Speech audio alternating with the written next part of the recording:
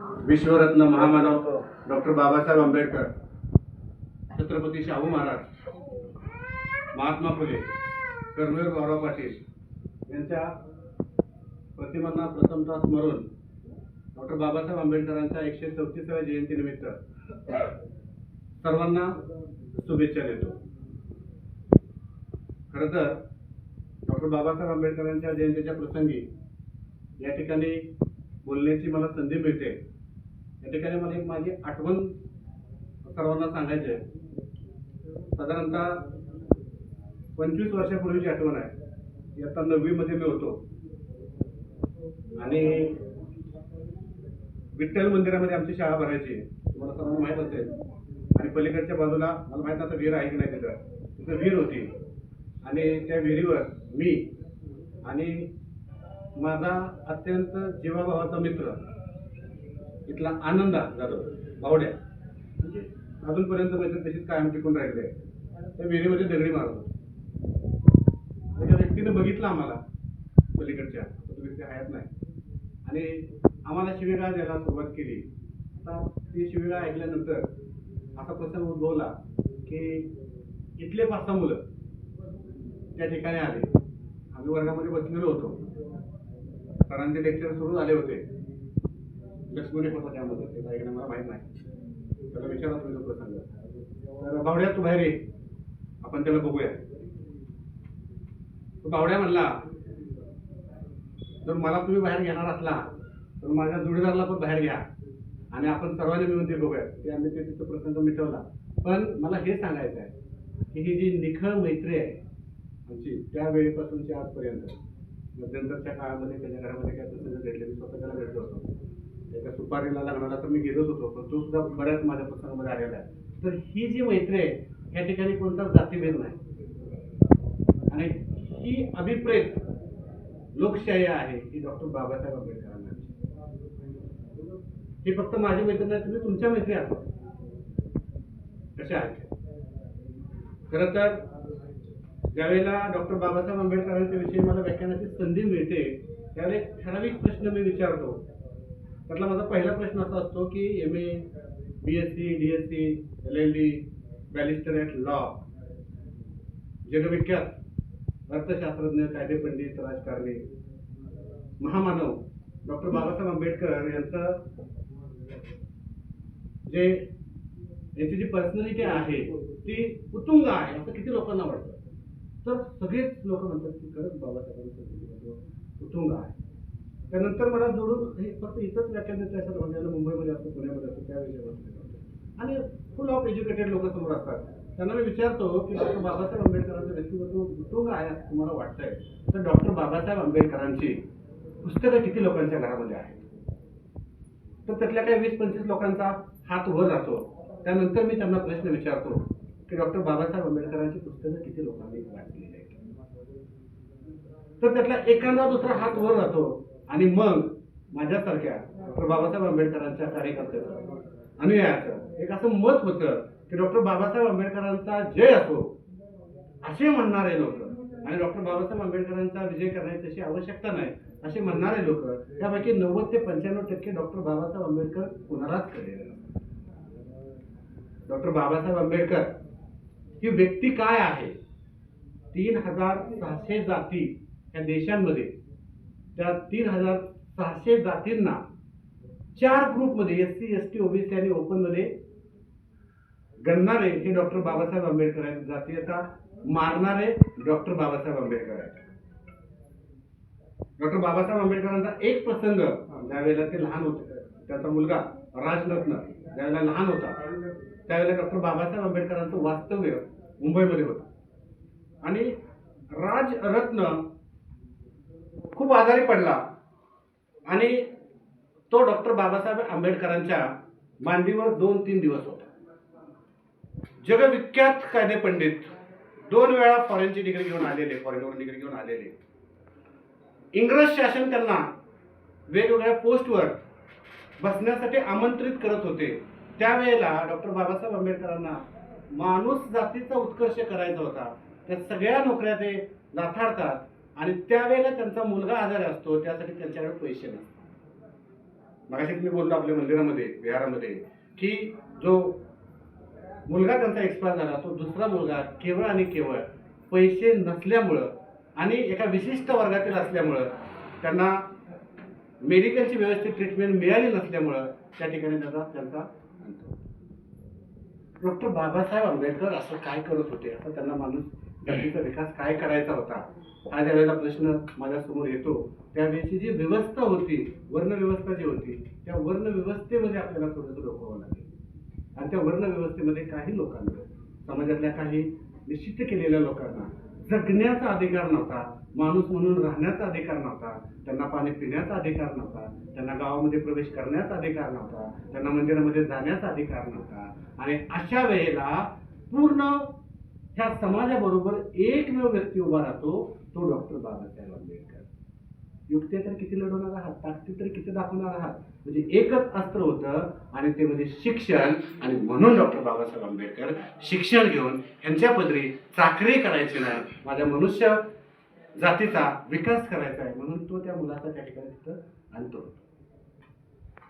Doctor Babasaheb Ambedkar, मी जास्त डीपमध्ये न बोलता मी एक दोन प्रसंग फक्त सांगतो. 1946 साली एक कमिशन भारतामध्ये आले आणि 1946 साली असं ठरवण्यात आलं, दुसरं महायुद्ध नुकतंच संपलेलं होतं आणि ठरवण्यात आलं की बाबा ह्या देशाला स्वातंत्र्य द्यायचं आहे. पण हे स्वातंत्र्य जर तुम्हाला दिलं तर विस्टन चर्चिल नावाचा पंतप्रधान त्या ठिकाणी होता, त्याचा फार विरोध होता. एवढा मोठा देश, एवढे प्रांत, या देशामध्ये एवढ्या जाती, त्याचं कसं होणार, त्यापेक्षा यांना स्वातंत्र्य द्यायला नको. हे आपण आहे ते ठीक आहे त्यांचा, कारण ह्याच्या अगोदर सगळे राजेशाही होते. त्यावेळेला ह्या जगामध्ये, ह्या भारत देशामध्ये एकमेव माणूस होता आणि तो म्हणजे डॉक्टर बाबासाहेब आंबेडकर, संविधान लिहिणारा. आपण म्हणतो आता गोष्टीमध्ये सुद्धा माझा मित्र सौरव म्हणाला की संविधान करता डॉक्टर बाबासाहेब आंबेडकर. मात्र संविधान बनवण्याची जो तुमचा प्रवास आहे तो प्रवास सुद्धा मनाला हेलावणार आहे.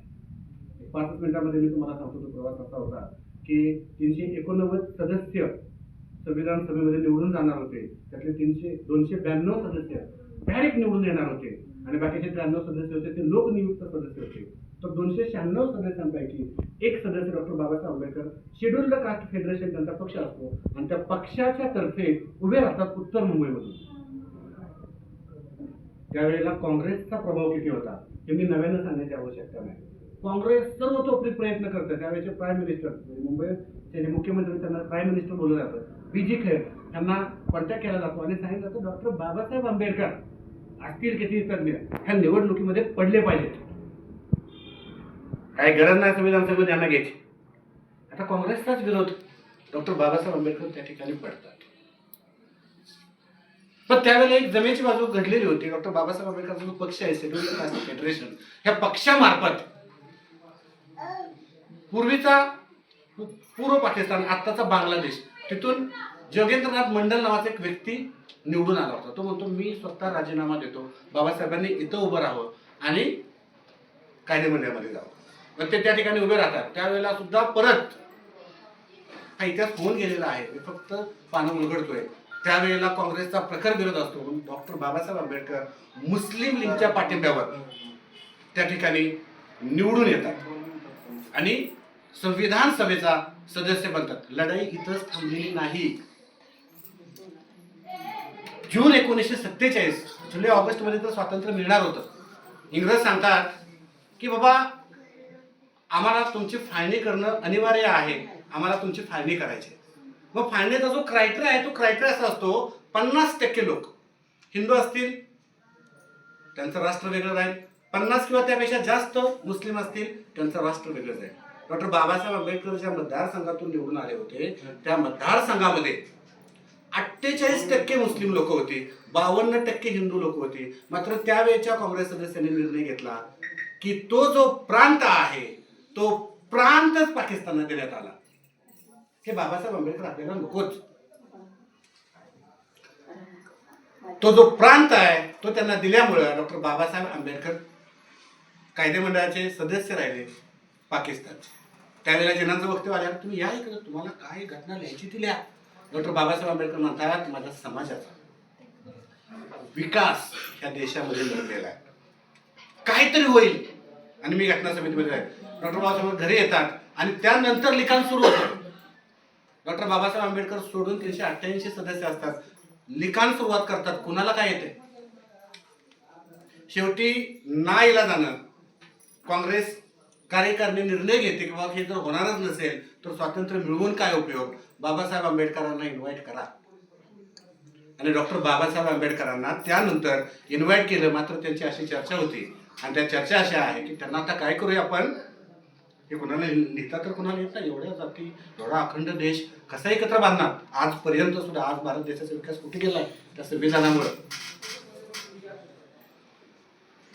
काय करणार आपण ह्या ठिकाणी? आणि मग डॉक्टर बाबासाहेब आंबेडकरांना त्या ठिकाणी बोलवलं जातं आणि त्यांना मसुदा समितीचे अध्यक्ष बनवलं जातं. म्हणजे राईटअप करा तुम्ही पूर्ण, ते स्वीकारायचं की नाही ते आम्ही ठरवू. डॉक्टर बाबासाहेब आंबेडकर अतिशय आनंदानं ते काम करतात. हे प्रज्ञासूर्य, विचारवंत, ज्ञानाचा अखंड महासागर, पूर्ण जगाचं नॉलेज, साधारणतः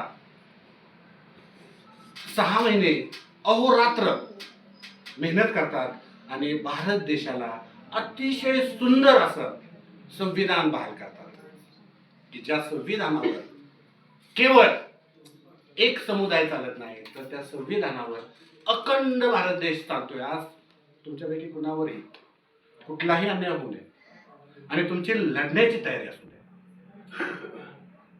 तुमच्या पाठीमागं एक ग्रंथ कायमस्वरूपी सिस्टीम सुरू आहे.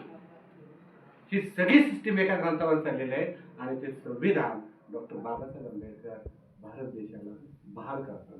हे डॉक्टर बाबासाहेब आंबेडकरांचं एकच आर्टिकल मी तुम्हाला सांगतो. ते आर्टिकल असं, आर्टिकल 13, ह्या देशामध्ये विसंगत कायदे करता येणार नाहीत. जे अगोदरचे कायदे होते जिथं माणूस म्हणून जगू शकत नव्हता असे कोणते कायदे करता येणार नाहीत, ते सगळे रद्द. मग त्या कायद्यांमध्ये कोणकोणते कायदे आहेत? ज्ञानेश्वर माऊली, संन्यासाची मुलं, ज्ञानेश्वर, सोपान, निवृत्ती, मुक्ताई, म्हणून त्यांच्यावर अत्याचार झाले होते धर्मानुसार. तुकाराम महाराज, त्यांच्या ओव्या बुडवण्यात आल्या होत्या कारण तुम्हाला अधिकार नाही तो करण्याचा धर्मानुसार. छत्रपती शिवाजी महाराज, ज्या वेळेला छत्रपती शिवाजी महाराजांचा राज्याभिषेक करायचा होता त्यावेळेला राज्याभिषेक करण्यासाठी व्यक्ती नव्हता कारण की हे क्षत्रिय आहेत, हे राजे होऊ शकत नाहीत.